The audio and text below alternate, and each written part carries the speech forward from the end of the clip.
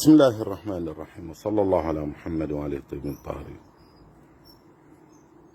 خلينا نجي نشوف المستوى المتدني بين فكر الشباب. عندنا أقلها أنا رايح أحصرها في القطيف والبحرين والأحساء.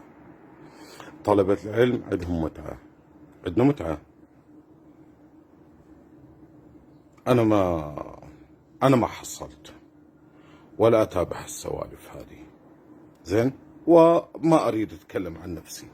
لكن إذا كانوا طلبتكم من هالنوع وعندهم متاع، هذا وش القادة هذه اللي تتابعوهم؟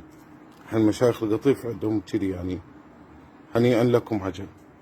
إذا بتتهموهم بتروحوا تصلوا وراهم، بتقذفوهم بهذا بتروحوا تأدوا أخماسكم. وش الحالة؟ اتقوا الله يا ناس، عيب عليكم الحكي.